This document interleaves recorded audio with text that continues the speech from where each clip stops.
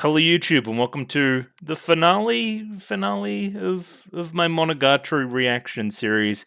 Back here again today for some more Monogatari goodness. But we're not doing anything new today, we're looking back. We're going to do some tier lists, and hopefully those tier lists will be a little bit of fun. That's the goal anyway. So for the uninitiated, I have been reacting to Monogatari on the channel for the past year and a bit. I think we worked out the other day.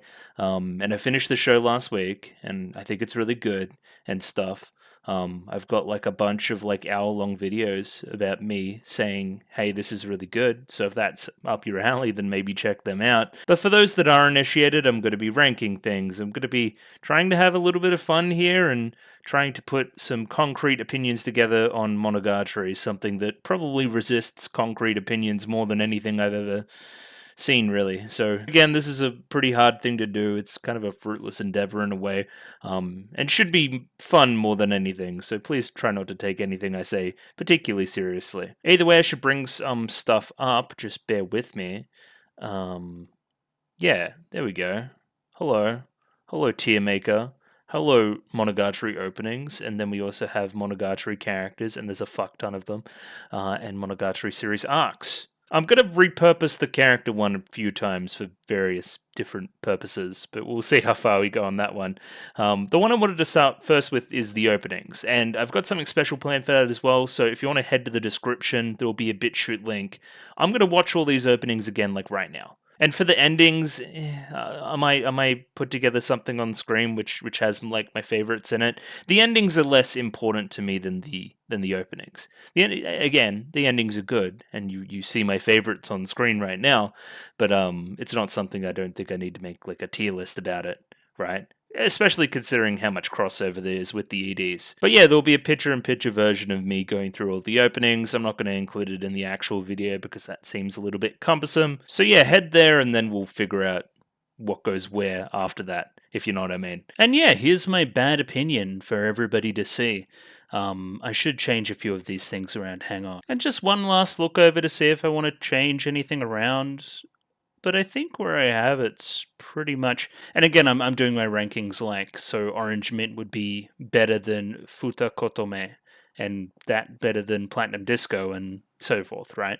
I'm doing it that way as well. So yeah, this is pretty much my ranking from worst to best, right? I guess in watching all of these, I was waiting for something to be better than Dark Cherry Mystery, and it just didn't happen. The ones that impressed me the most upon a rewatch were probably Morso Express, and again the aforementioned Futokotome. I forgot this even existed, but it's fantastic. Why did I forget it existed? Why? I guess because it's just at the start of Karen B randomly, right? It's meant to reflect, like, it sounds very similar to stable. Yeah, it sounds very similar to that, and it's meant to reflect the start of each new season, right? The openings that are the biggest bummers are White Lies and Mine Stats. You know what I mean? Because obviously no Shinobu singing, which would be great. I would love that. The one again surprised me is that low ranking for Hanakawa openings, right? Even though, again, not to spoil this thing too much, but Hanakawa is going to be pretty high. So like her not having good openings to go along with that is kind of a little bit weird. I mean, they're interesting. And I definitely think I have the right order here. The other one that really impressed me was Marshmallow Justice. I just never really thought about it, but then I'm like, oh yeah, Scar rocks. And then I remembered I love Scar. Maybe even do this. Fuck you, Augie. We hate Augie. No, we don't. We love Augie. Yeah, I mean, that's basically the list. I mean, I kind of talked through my thoughts on everything through the openings themselves, so if you want to go through and do that, you can. But I guess overall, the openings of Monogatari are so unique in that they're sung by the characters, in that the visuals reflect the arc and the mindset of the character the arc is about in such a distinct way.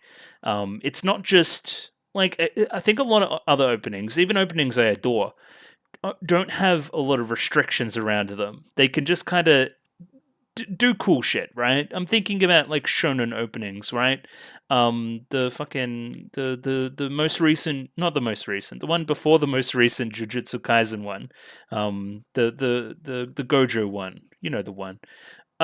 Its main job there is just put the characters in it and make them look cool, and yeah, it succeeds. So I think that's got a relatively easy task compared to what we have going on here, right? Which is a little bit more involved, and you can take the openings and analyze them to hell and back, right? Like specifically, like meta references between openings as well is something that's kind of crazy. And yeah, don't be surprised if there's some swapping around in the middle here, right? One day I could really like Terminal for some reason, or some other day I could think that Stable is bad for some reason. Like I don't know.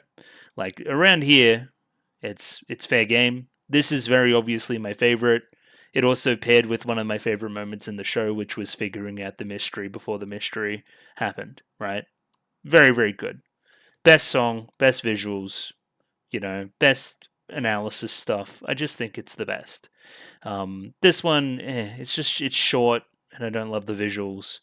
And yeah, that's basically it. I love the song. I think the gimmicks it's gimmicky, I think, yeah. But yeah, other than that, we're gonna move on in a very speedy manner to something else. I think I'm gonna do the characters now. So some of these should be very fast.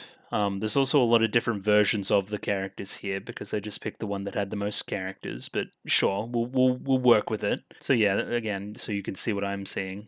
There you go. It's a lot of characters. In fact, hang on. That's probably better. Just a bit more of a zoom out. Fine. Listen. Let's like add a row below here, and go like literally who, and then we can go ahead and put like you in it, because who cares, right? You were just like some evil guy in Kizu. I remember you were one of the specialists. You were the one that was most human from memory, right? Where you're like, we got like a bit of a Goldilocks going on. And in killing the one that was the most human, Araragi was the most not human from memory. Again, it's been a while. It's been a while since Kizu. But again, could not even tell you that bloke's name. Could not even tell you this bloke's name for the record either, but I just think he had a little bit more going on, a bit more of a respectful exit. The most you do for the plot is be food for Shinobu, really. Moving swiftly onwards, we have Episode, who's at least a little bit more involved. That may move too with other characters. He's fine. I like how he's kind of a pushover when push comes to shove, but like is really like slimy and a little bit snarky. Kind of changes his tune depending on if it's Araragi or Hanakawa as well, which I like. That was one of the major things going into like second season and changing point of view character and seeing how she treated or how he treated Hanakawa differently to Araragi. Now, I believe this distinction is just character design? I do not know.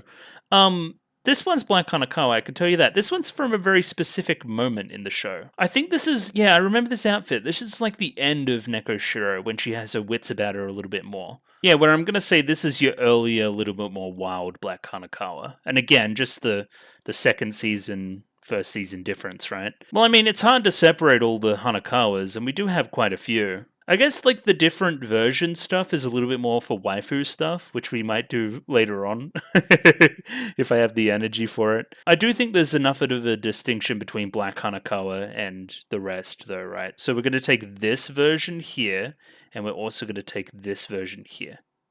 Yeah.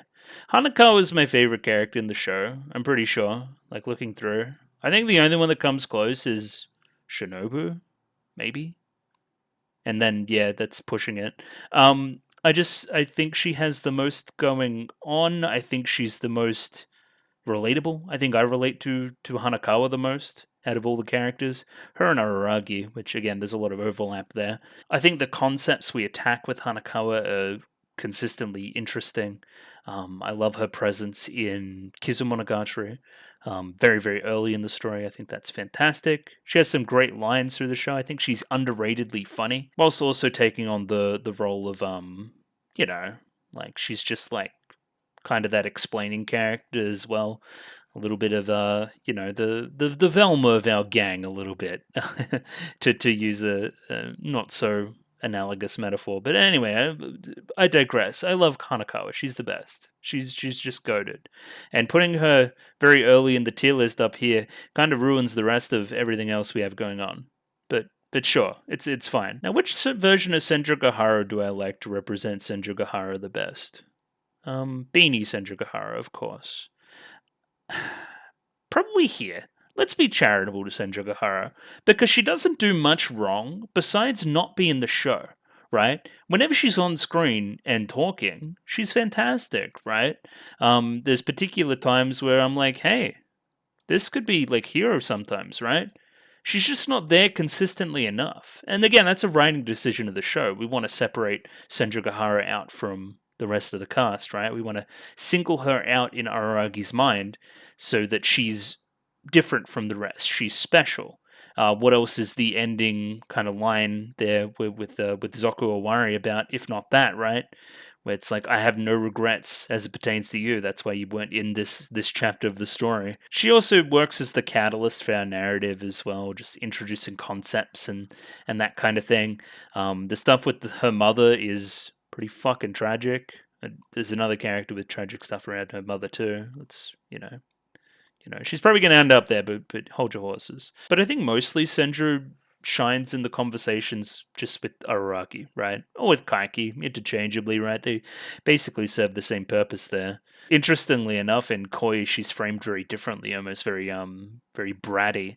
Instead of having, she seems like she's in control when Araragi's point of view character, but when it's Kaiki, it's a little bit different. It feels different, right? In my brief interactions with the light novel as well, this has been the highlight, is the dialogue with Senjogahara. So if you're a dialogue head, shout out to Senjogahara. She'll keep you coming back for more. Oh, I realized I skipped over a character. You. I don't care about you. I couldn't even tell you your name. You're almost here, but you're not this guy. At least you're not like evil. For those that don't know, this is like Kambaru's random friend who probably has more novel content, but not here. She has like 5 lines, maybe more, but it's not much.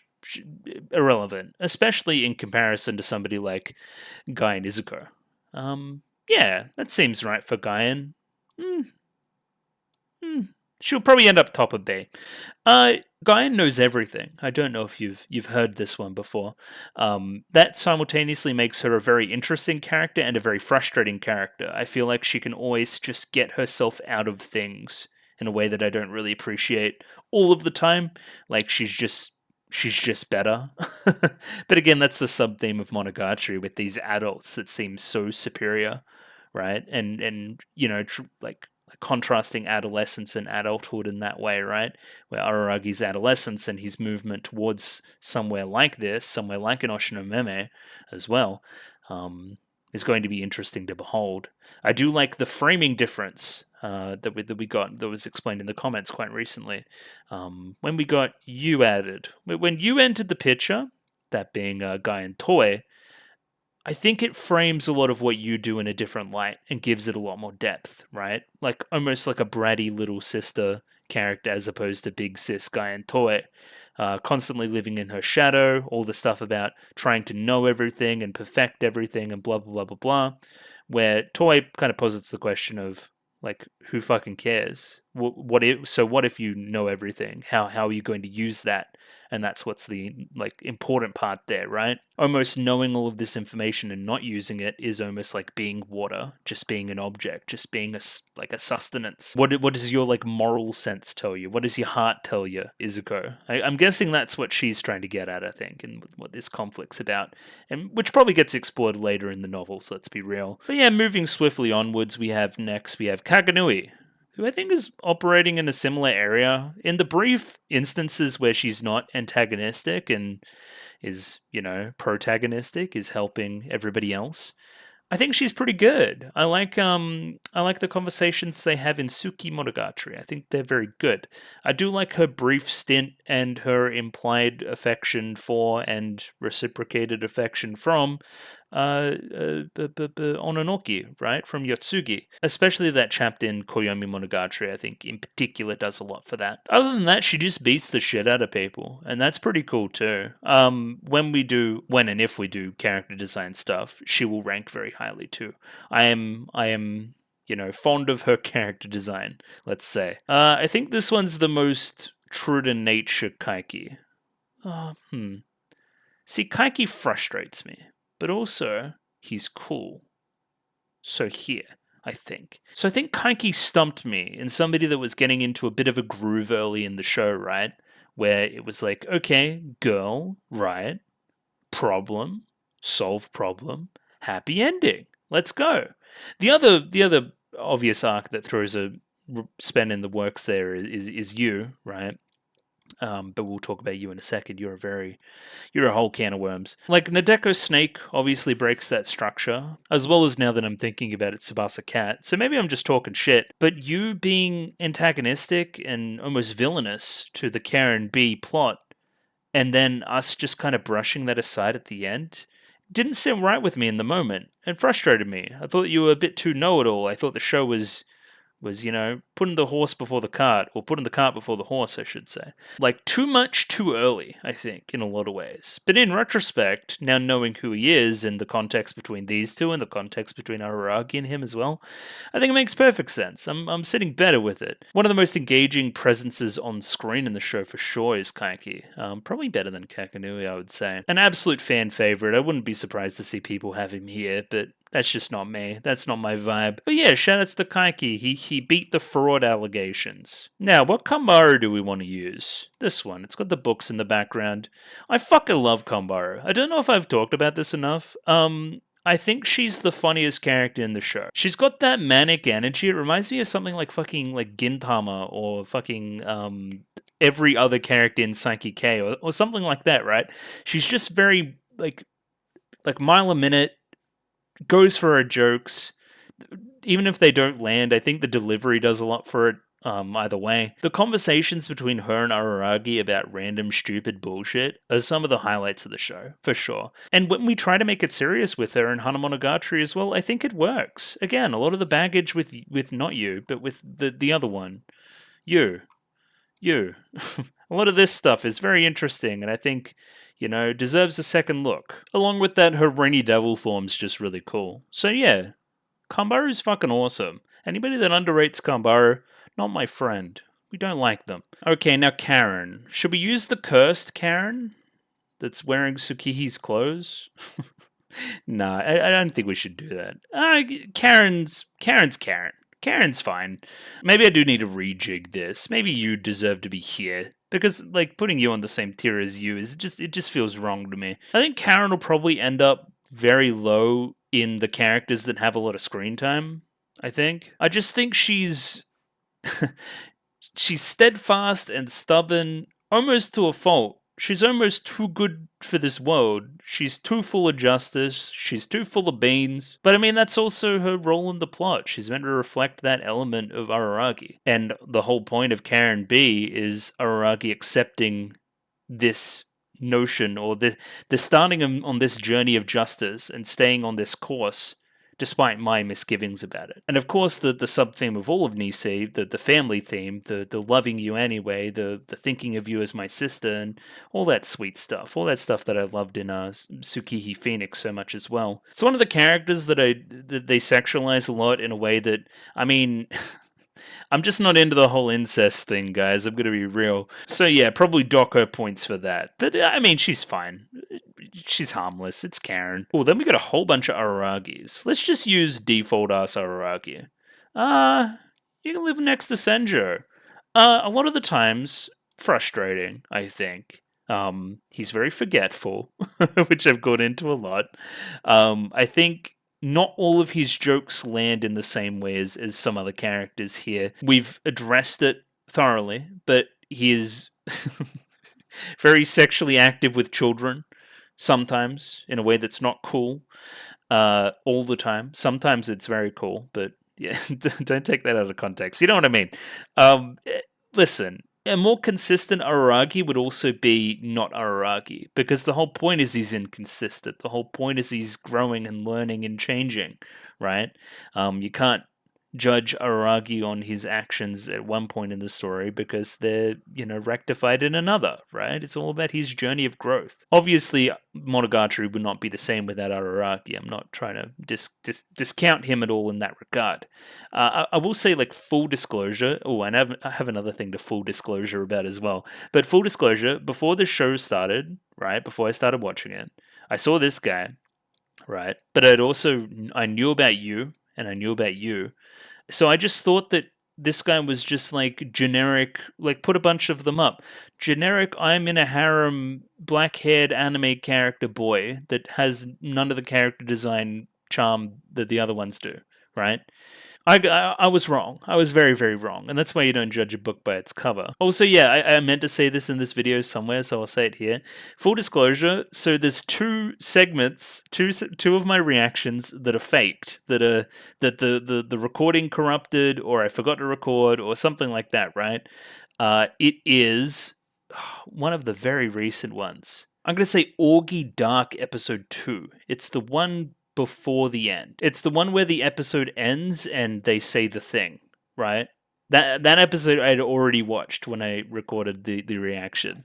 That was very, very frustrating. I'll tell you that right now. The other one was way back in the day. It was probably the worst portion of anything that you could corrupt a recording on, which was Kizumonogatari, the third entry, the longest part to react to in the series. I'd already reacted to when I watched it on the channel. So yeah, I reacted to those twice, right? And I think the first version is better for both of them, but I can't recover them for obvious reasons. So yeah, full disclosure, those two are faked. It's almost like a Monogatari reference. Is it fake? Is it real? Right? But I don't know. Araragi there, sure. Hachikuji. Yeah, there. I love how Hachikuji's story ends. I think that's a very good ending. At previous points in the story, I'd probably have her here, but probably here sits best for me. I think. Yeah, tier A, next to Senjo. Sure. Again, has a great rapport with Araragi. Again, gets a little bit diddled at points in a way that I don't really appreciate. But again, that's just funny. It's like water under the bridge at this point. I think I need to rewatch the show, and she may rise in my estimations. I remember a lot of philosophical, open conversations at early points in the show, specifically Nisei from memory a couple of times, that seemed like they were leading on to things later on, right? They were setting up ideas that I didn't know yet, right? And I think after seeing these conversations again, maybe I'll have different opinions and change my tune a little bit. Obviously, a very important character to Araragi, almost the big sister type to him, despite being little sister. I mean, that's the whole thing with this, right? But yeah, Hachikuji, good. When she died, it was kind of sad, but I wasn't that sad about it. I wasn't as sad as everybody else anyway. It was weird, right? Like, because in that moment, I'm like, I didn't hear that she died, because that's something that I would have heard about going into the show, surely. It would have been like a massive spoiler, because, she kind of doesn't die. She comes back. So yeah, weird one, again, in context and out of context. Hello, Nadeko. Nadeko. There? Maybe. Yeah. I think if we're calling a character likable here, if we're calling a character fucking interesting here, right? Basically Nadeko from her inception just is a spanner in the works, right? Disrupts what we have going on in Monogatari up to this point and messes with this guy in ways you won't believe.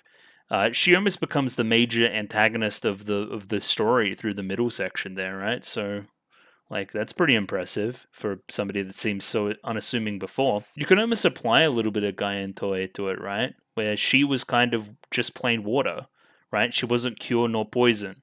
Poison snake. There's definitely some stuff going on there for sure as well. And I love that Kaiki's the one to ultimately deliver the message to her that, hey, it's all going to be okay in the end. You're all going to forget about this soon. That's part of adolescence. That's part of growing up. But hey, you got to be true to yourself. I love the mangaka angle, right? I love how media savvy it is too.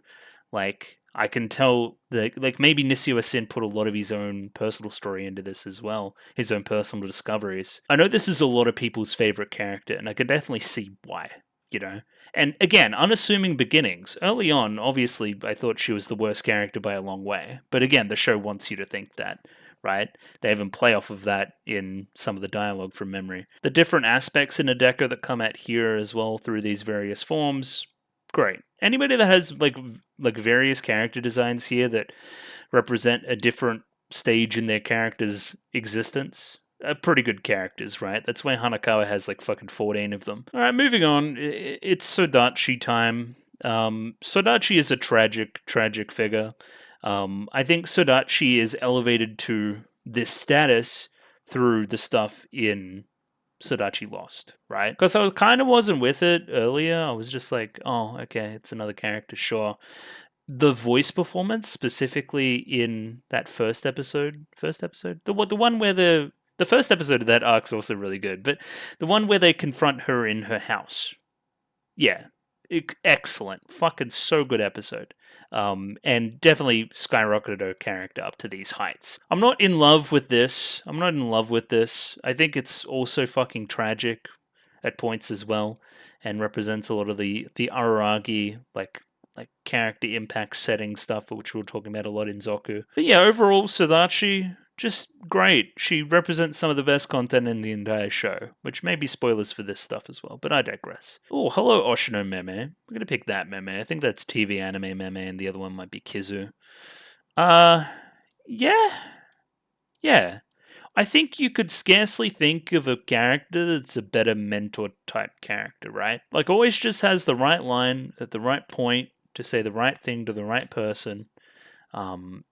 Works in the background a lot in a way you wouldn't believe. Is absent in the show for large periods, but I think purposefully. In this, I feel like it's a little bit weirder. His return during Orgy Dark, one of the highlights of the show for sure. I would love to see. I don't know if he's like back because Zoku's fucking weird, right? Because Zoku took place like the day after everything happened, basically. I wonder what opinions he would have on Araragi's actions through Zoku as well. I do not know.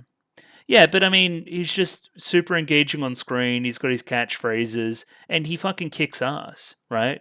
When he saves Araragi during Kizu, it's fucking hype as shit. Of course, there's the big brother, little brother, son, father stuff going on between Araragi and Oshino Meme as well, that I think is executed quite well, especially, again, in our sub-theme about adolescence and adulthood and stuff. Again, endlessly cool, always seems like he's in control, has good jokes, has great banter with Shinobu, banter with Senjo, banters with Hanakawa, Miss Class President. He's just based. I don't know what to tell you. He's a gaming stoner dude that just runs the world. He's baller. He's so cool. We're gonna pick female uniform Orgy. I feel like it'd be rude to not put her there, right?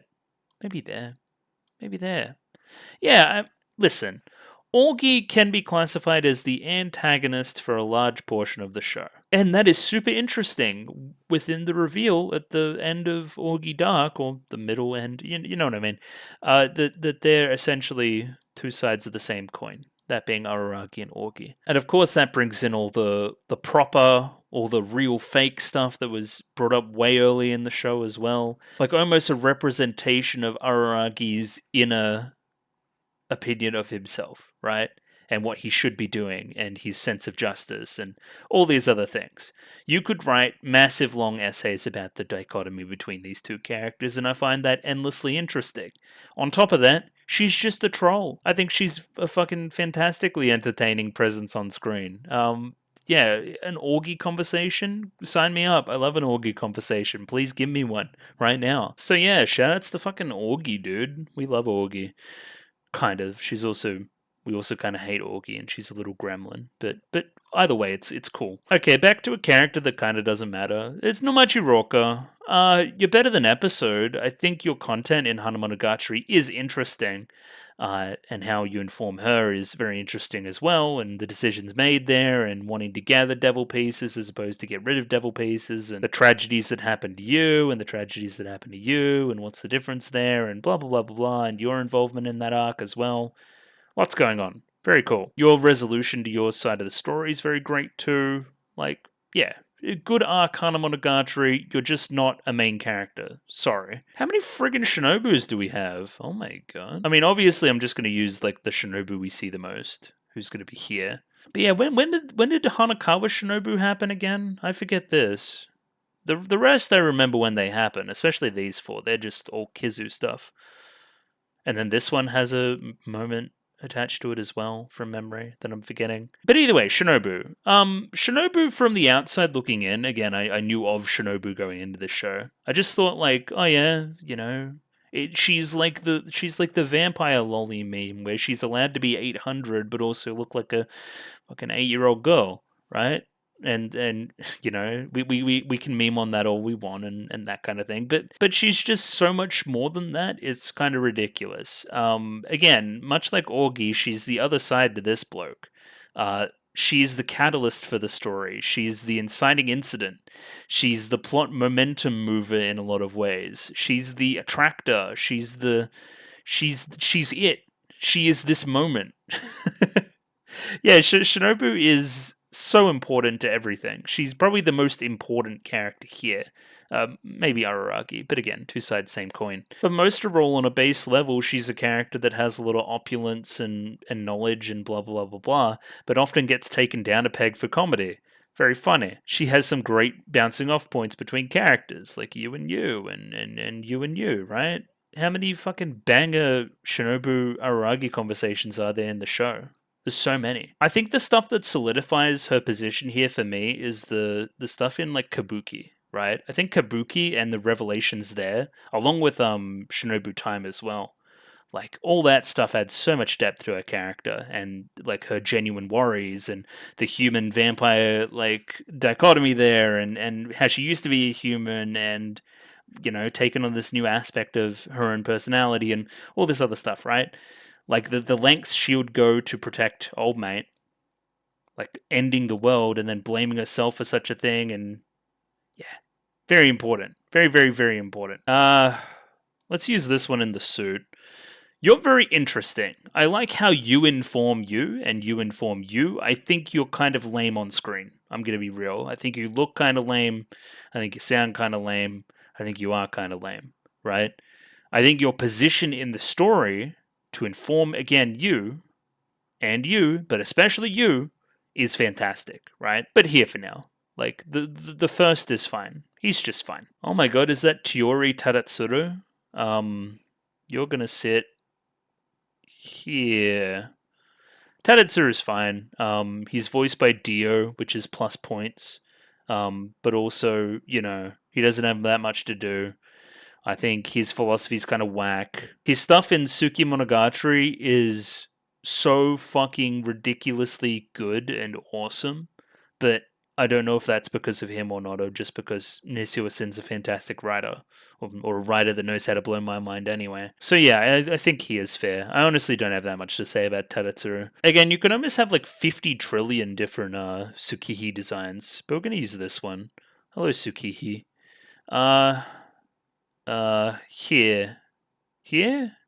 Yeah, here. Yeah, shoutouts to Tsukihi. I think she's an interesting one to crack. I'm not even sure if I've really done it yet. She's almost this, you know, inhuman, unthinking, robotic, blah, blah, blah, blah, so-and-so, implied to not have any emotional attachment, but we ascribe her with such because of you and other characters in the show, probably you as well. And because, again, perception's important, I think that gets reflected back. I think if you took the wrong revelations out of Nisei, out of Tsukihi Phoenix, then this would be a very different story for sure.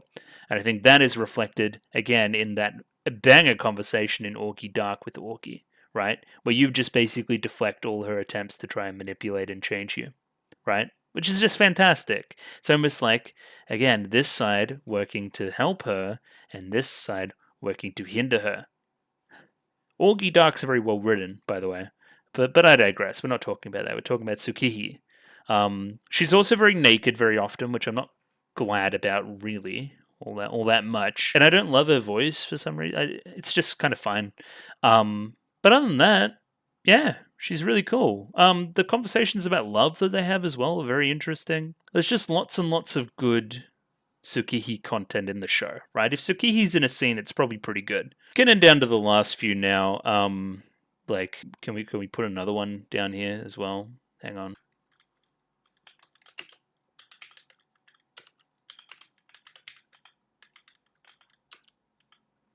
The devil incarnate. There you go.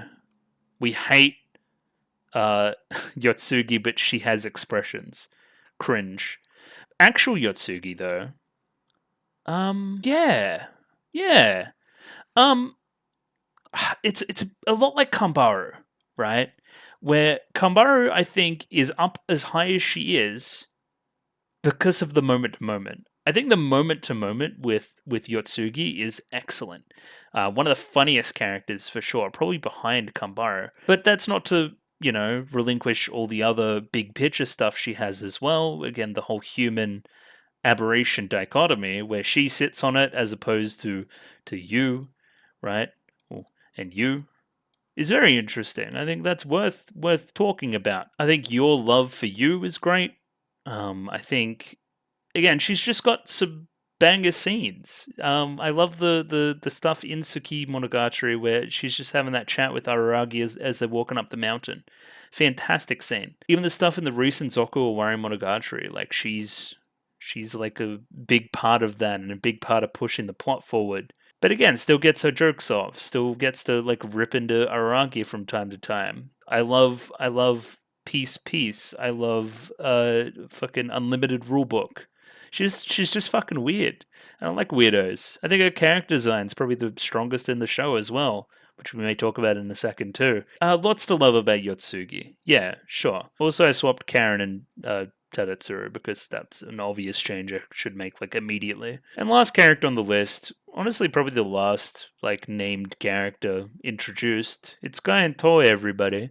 I'm gonna put Guy and Toei like here. She has a scene. But she also has a lot of like dream sequence stuff with Kambaru. But she is very interesting. I would love to see more told about Guy and Toei. The impact she's had on the plot and the ripples out to you and to you and to you and to you and to fucking lots other you, obviously. Like, it's crazy. You even, right? Crazy. Again, one of the real catalyst characters of the show. Very cool. We love Guy and Toei. That bath scene was still kind of okay though. So yeah, that's the character tier list. This one's kind of just like a joke and doesn't matter. But like the rest, yeah, take your screenshots there. That's basically what I think. But now if I was to rank them based on their character design, it'd probably look something like that, with special shoutouts to some weird character designs down here. I like multi-hair Hanakawa. Of course, I put Beanie Senjo up here because she's my favorite. I like weird mustache Kaiki. Of course, girl uniform Araragi. Big Hachikuji. And fantastic character design. Get up here for sure. Who else do I like? I really like Kizu Shinobu. I think she looks cool there as well. And this character design can burn in hell, along with the first. So yeah, that's based on character design. I think I may do like a waifu one quickly. Yeah, something like that. I think. Yeah. Also, I'm being very heteronormative right now, but he's pretty hot. Like, sure.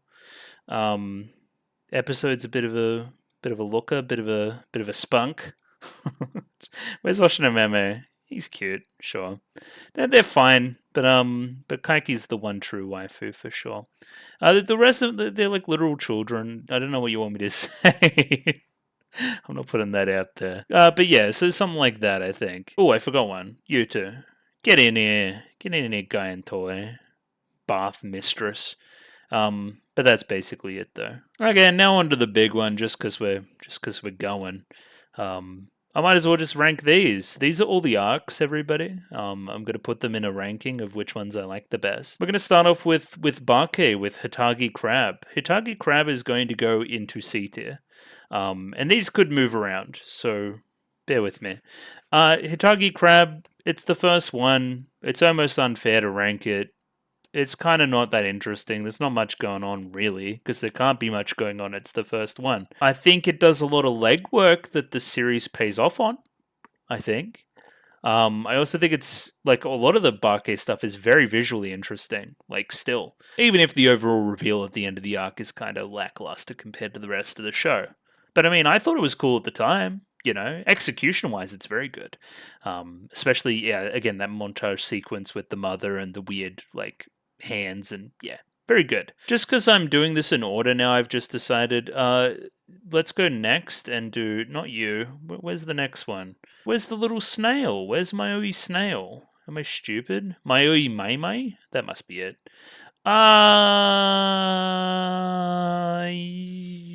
Yeah, about there, sure. Slightly better than Hitagi Crab, just because, sure, I guess. I think it's worse animated.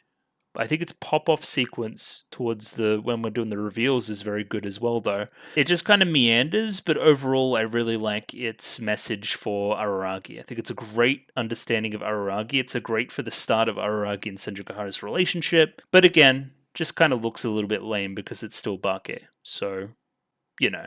Next, of course, we have Saruga Monkey. Saruga Monkey is gonna sit here. Here.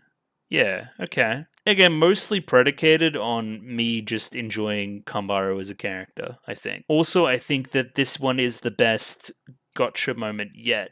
This one's got a pretty good one in the whole, oh yeah, Hachikuji's dead. That's pretty good. But finding out that it's not a monkey's paw and why that matters that it's not a monkey's paw was very rewarding at the time. I thought that was fantastic. Again, now with additional context, all the stuff about the arm, the baggage about Guy and Toei, all the stuff that we know about the previous relationship between Kambaru and Senjukahara, it all makes a whole lot of sense here now. It sits very well. I think Nisio Sin does this very well. He builds his stories in a way that makes the previous entries make more and more sense as you continue, which is good, and it shows a good grasp of what you have going on. He's not shitting all over the old material. But yeah, still C tier. I think there's better arcs to come. Where are you, Nadeko Snake? At points it was here. At points it is obviously the worst arc. I think in a micro sense it is. In the moment to moment it is. But in the macro sense, it's almost like fucking here or here. It's crazy good in what it tells us about Araragi. It's an Araragi arc in disguise. It shows his selflessness to a fault. It shows his savior complex. It shows all that kind of stuff. I love how ambitious its ending is. I love how non-conclusive it is. It's kind of just like, oh yeah, Snake Constrictor, go away. But it went back to and hurt another person, right? Again, and this is before we go into Kizu, which is all about preserving human life and the importance of human experience and blah blah blah, and that being central to Araragi's ethos. Like very very very important arc, but moment to moment it's kind of fucking terrible. Terrible relative to Monogatari. Like still, I'm gonna be like still a 6.5 out of 10. Like it still is, you know? So I think with that in mind, I'm going to put you here. But again, just macro-wise, just know that it's up here. Just moment to moment, kind of re-experiencing some of it recently. Not all there. Not all too great. Where's Tsubasa Cat? Fuck yeah, Tsubasa Cat. Hell yeah, Tsubasa Cat.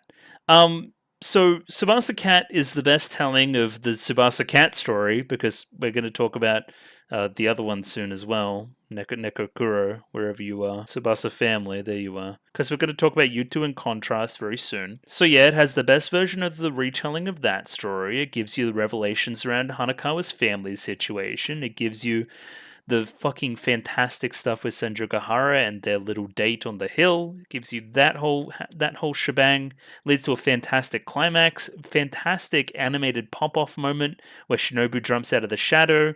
That shadow stuff and calling out for Shinobu informs so much of the rest of the show as well. Informs Kabuki, and then that spirals off, and that's very interesting. I think this is the basis for two very broken characters in Hanakawa and Araragi starting to mend whatever they have going on, right? Starting to understand each other a little bit more and how similar and how different they are in different ways. Yeah, Tsubasa Cat, obviously the best arc of Bakemonogatari in my opinion. So yeah, basically that. Okay, next we have Karen B. Karen B.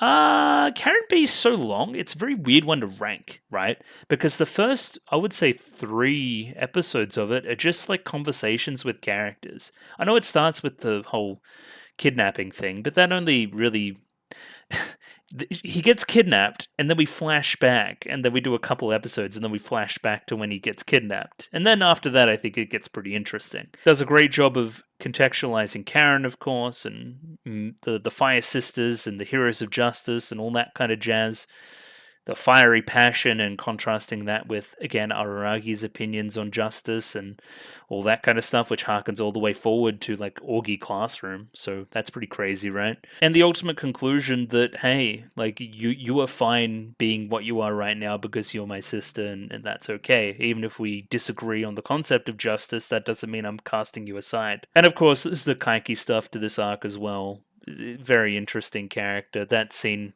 towards the end is crazy. The whole stage idea is introduced here as well, which is again very crazy. An arc ahead of its time for sure in Karen B, and likewise Tsukihi Phoenix, which I think is superior to Karen B, superior to Tsubasa Cat as well. I fucking love Tsukihi Phoenix. I think it is the most emotional I've gotten in an arc. I think I love the stuff about you're still my sister despite it all. I love that shit. I love the revelations there towards the end about the sliding scale of real to fake, like who's truly in this for the correct reasons and what is more important, and effort versus being the real thing versus, yeah, and all that stuff could be applied to every single character. It's so damn broad, and I think is the setting of the stage for the rest of the show, pardon the pun. From there, you expand out to characters like Guy and Izuku. You expand out to characters like Augie and where they fit on this big old timeline, and the disappearance of Meme and Kaganui and all of this, and Kaiki, of course, Kaiki and Araragi, like all putting them on this scale of like a what's the word? Like somebody that's inherently good that does like bad things, or somebody that's inherently bad that does good things, and which is more valuable, and all that kind of stuff. Again, very very important for all of your stuff. Basically, for all of your stuff is the revelations here. Like the formation of those opinions there is literally instrumental in the creation of Augie. Like literally. So yeah, Tsukihi Phoenix, fantastic. Shoutouts to the segment at like the start of the last episode there as well, like that cold open with the bird flying. Very good. Very, very good. Next we have Tsubasa Family. We have Neko Kuro. I think it's the worst arc. I haven't been, I guess, this shouldn't be a surprise. I haven't been quiet on this issue.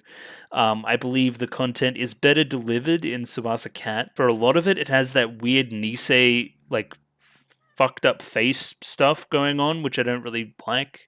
Like, people look scary in Nekokuro. I don't think it's very legible. I think upon realizing what it's about, I think what it's about is pretty cool and informs you and comes off of you, which I realize I just forgot about Kizu completely, but sure.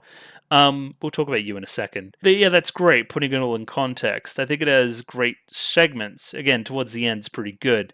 I love the stuff with the skirt lifting. The skirt lifting? Or like he like tries to sweep up. You know what I mean? Like it's the part where he tries to like cheer her up in a weird way. Or get her mind off things and there's the gauze on her face. Remember that? That was pretty good. But yeah, I mean, I just think it's not fantastic. Even though it's Hanakawa stuff, and I love Hanakawa, so like it mustn't be all that good. So Kizu. Kizu is so hard to rank. Let's put it in the middle for now until I rank it. It's so hard to rank. It's so hard to rank. It's so different, right? It's so not in the style of the rest, and I don't know whether to reward it or dock it points for such a thing. I think it looks phenomenal. I really do. I think the kind of 3D, 2D stuff they're doing, all the stuff with the water, just yeah, really really great. Does it drag a little bit? I would say yes. Is there enough content for 3 movies? I would say no, but at that same point, I think the fights are so fucking good. I think there's certain like visual moments in that are like etched into my brain still. I love Shinobu in this thing. I love like her discovering herself at the same time we're discovering her, and not really being sure of her character yet because of its placement in the story.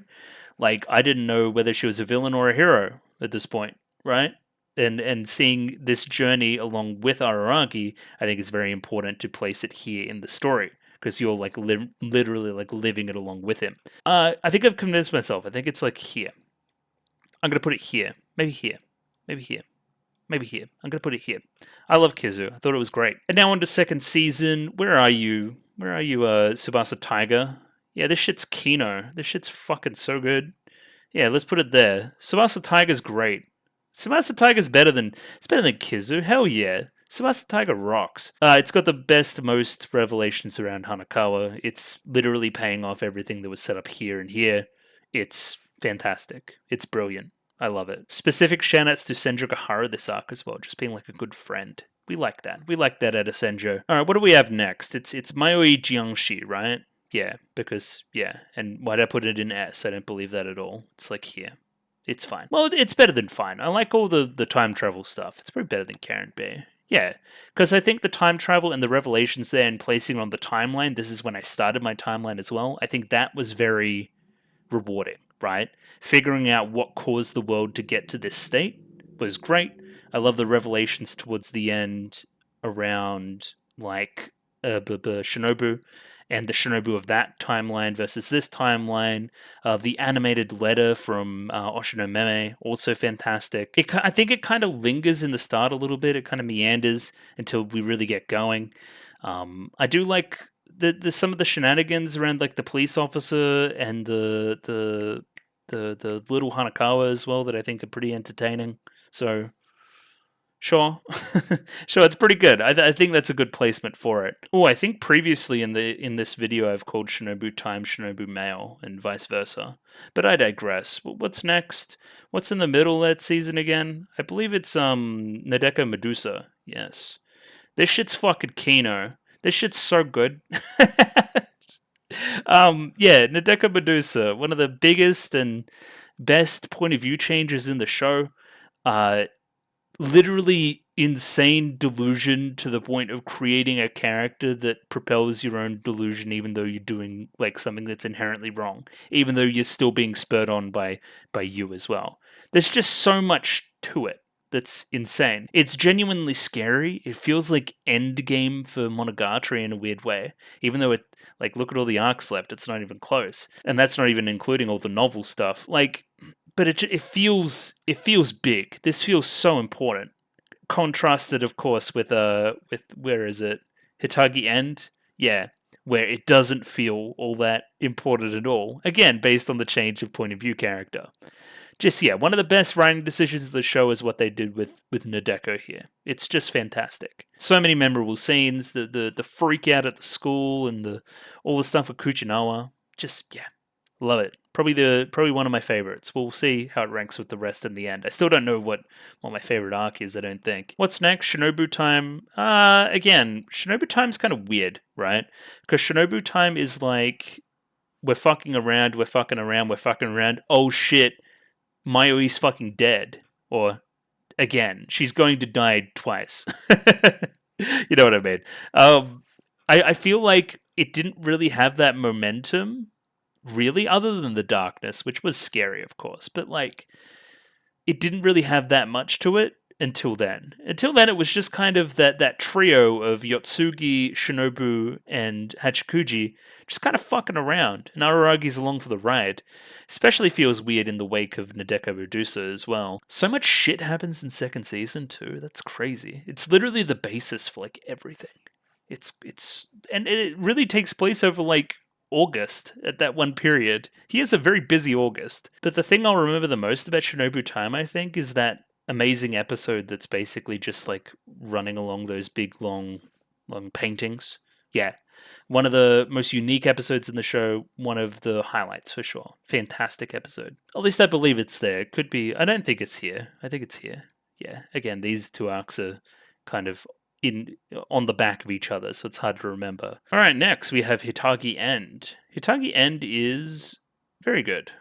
Yeah, there. I think there's where I'm going to set it. So this is the Kaiki arc in disguise, and I think it honestly does too much for me to even summarize here. It's got this really wacky tone in the comedy, but also it's very, very revelatory around the relationship between Senjukahara and Kaiki. There's no Araragi to be seen in this thing. There's the ending episode, of course. The stuff with Nadeko is fantastic, along with that gut punch at the end when we see Kaiki get like assaulted, which is pretty crazy too. I still kind of don't get the stuff about the letter, which is weird, and some other stuff. But it's really good. It's like obviously really good. That first episode in particular is just a hoot. I love it. And then what are we doing next? Probably Hana Monogatari. Hana Monogatari, very, very hard to rank. Very, very hard. Because I think I've explained this before. It started about here, and then I started watching it, and my fucking expectations skyrocketed. I thought that this was going to be my favorite arc. And then as the course it's kind of, dipping. It's not great. It's not great. It's kind of really slow, blah, blah, blah, blah. Oh, that ending's pretty good. It kind of levels out to about where I thought it was. But then after it's finished, it's also kept going up with more and more revelations about the characters involved. So take that how you will. I think I'm going to end up with it around here. Yeah. But at a point, I thought it was here. But I think it's here. I think it's one of the most visually beautiful arcs. I think it's very pretty. I think it does a lot to recontextualize Kambaro through a lens that isn't Araragi. This isn't like a jokey lens. This is a bit more of a personal lens. Her interactions with Nomachi Roka are fantastic, along with the scare stuff with Augie. Of course, this is a scene I can't shut up about, which is the one where she's running in the desert. Fantastic. There's the scene with Araragi post that, which I also think is fantastic. So yeah, just lots and lots of stuff to like. Building upon concepts. This is when, after this point, look at all these arcs. They're so fucking complex. They're crazy. What's next? Suki Monogatari? Right up here, big boy.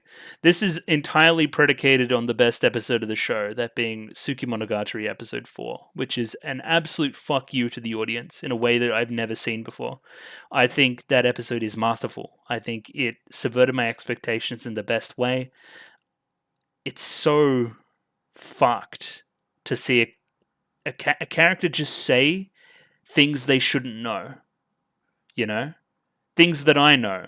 But they shouldn't know that. Why do you know that? Yeah, and the rest of the arc's pretty good too. I really like it visually. I like the doll stuff, right? Where she's in the machine, she's in the claw machine, and then there's all the ice. Another fantastic scene is the confrontation where they're on the train tracks. Great, between Kaganui and Yotsugi, along with Araragi and Shinobu. Yeah, just clashing there. Another fantastic part. Yeah, probably here, I think. Could be lower, but again, that last episode is raising it up big time. Then we get on to Owari. Where are we starting with Owari? Probably Augie Formula. She's pretty good, I think. Yeah, nah. Augie Formula is fine. Again, Augie Formula is less about moment to moment and more about revelations about characters and macro stuff and big ideas. I think it would be up higher if they executed the mystery aspect better than they did in the anime. Because apparently in the novel, the mystery of the who done it, right, is a little bit more involved and a little bit cooler to follow. But for right now, it's there. Sure. I don't even have that much else to say about it, really. I think Augie's very menacing. But again, that's the point. Next up is Sodachi Riddle. I think very similarly about the arcs, probably slightly better for Sodachi Riddle. Of course, there's the stuff about the Monty Hall problem. Another 10,000 messages in fucking Discord ensue. But I think, again, it's all about how this informs this for me, for sure. But yeah, I mean, it's good. It's good. I think, again, it's very pretty. Basically, every arc from here is very pretty. I like the look of the show here. Early on, that's a struggle, I think, is how the show looks. But yeah, good. You know what isn't just good, but is fantastic? Sodachi Lost. Sodachi Lost is heart-wrenching. It is gut-punching. It is ridiculously sad. And it hit me in a way that few things did in the rest of the show. Actually, yeah, this is correct. Sure. These three are so fucking good. But yeah, let's break it down. So it's like episode 5, 6, and 7, right? 5 is insanely good already because it's that Augie Hanakawa confrontation in front of the school, which just so many levels of mind games there, and the visual design of that segment's immensely good. And then you get to actually like talking to Sodachi, and again the revelations come about the mother and her alive status, and again like it's such a bittersweet ending too. But Araragi doing the right thing there, and then this in context with all of the Orgi stuff and what she's planning at this point and what she wants from Araragi and wants to turn him into and all these other things, right? Fantastic. Fantastic, fantastic, fantastic. Just, yeah, love it. Love it, love it, love it. I think every character is operating at 10 out of 10 status here. Araragi's at a 10, Hanakawa's at a 10, Orgi's at a 10, Sadachi's at a 10. The voice performance of this thing is insane too. So yeah, best arc so far. There may be some better arcs to come, we'll see. Shinobu Mail, yeah. I like Shinobu Mail. It's pretty good. I think it's better in context with the Shinobu Time, Mayoi Jianshi stuff, that whole storyline continuing, especially with Nekoshiro going on at the same time. Yeah, there's a lot going on. There's a lot to follow in Shinobu Mail for sure about like the darkness and the first and blah blah blah blah blah and the armor, and yeah, I think it really peaks towards those ending episodes, the decisions Araragi makes, the trust he puts in Hanakawa, seeing the other side of this conflict, and then when he arrives with the sword later on, it makes a whole lot of sense, and it just fits. It fits quite well. I think the most intriguing stuff is what Gaien's doing in the background, along with what Orgi's doing in that little part right at the very end as well, leading into that segment. So we have Koyomi Monogatari, which I think is so hard to rank. Some of the episodes are fucking boring as fuck, but some of them are really good. So middle of the pack? Yeah. Shoutouts to the ones with Orgi, Kaganui. Who else had a good one? I liked Karen's. The first one's pretty good with Hanakawa, and of course the last one with the last one's one of the best episodes in the show. Actually, the last one with the guy in Izuku is really good as well, and I love it structurally. I would probably like it better if I watched it in the right order as well, but that's another conversation for another day. Yeah, it's pretty good. I like it. Yeah, maybe there. Let's put it there. Sure. Next we have Mayoi Hell. Mayoi Hell can sit right there. Actually there. Actually there. Yeah. Actually, no, there's fine. Visually, it's immense. Visually, it's so fucking good. All the stuff in Hell is fantastic. Fantastic, fantastic, fantastic. Also following the line of like what Guy and Izuku's thinking at this point and what Orgi's thinking at this point, and following all that shit and their plans in the background and the machinations there and who's manipulating who, and putting Tadatsuru in the right spot and then using Mayoi in the right way, and then Araragi bringing Mayoi with him, and then that leading into her becoming a god and saving her and bringing her up out of the water, and the shrine being important there. There's a lot to love. There's a lot to love. It just comes up to like, do I like the characters and their portrayals in it as much as like the best arcs in the show? Not really. So it's gonna sit here. But it's really good still. Hitagi Rendezvous, I feel probably similarly about there maybe. About there. Nah, but all the stuff with the Orgi in it's really good. But the date stuff with Senjo is really good too. Let's put it like here. No, maybe here. Yeah. Hitagi Rendezvous, I wouldn't have called it like a top 6 or 7 arc, but it kind of is. It's very, very good. So yeah, cute date with Senjo Gahara. Very good. Very good dialogue through this segment. Good jokes. Very snappy. The stuff with Orgi informing Orgi Dark is very good as well, and the revelations thereforth, and yeah, just peak Monogatari, kind of. You know what I mean? No, I mean, I think people saw this coming. I think very highly of Orgi Dark, not super duper highly, but highly enough. I mean, this is the revelations around Orgi and everything clicking into place there. It has the best opening. I think the reveals around Oshinomeme as well as Hanakawa and that whole thing is fucking hype as shit. I think Araragi choosing to save this side of himself is so important and gives meaning to the rest of the show. This is like the ending, really, where this is like some weird shit. But this is the traditional ending. This is traditionally where your ending would happen. It's so damn important for Araragi. It's probably the most Araragi arc. It's very, very important. And like this is like the ultimate moment of everything we've done. I think it'd be kind of rude to put it anywhere else other than the top. Right? And then we have Zoku. Sure.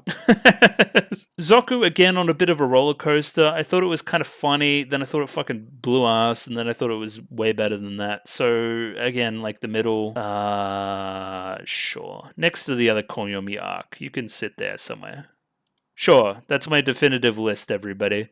We did it. So yeah, I feel like that's it for tier lists. I might come back tomorrow and have another look at some things, maybe close down the video and do all that kind of stuff and do thank yous and blah, blah, blah, blah, and then we could talk about polls.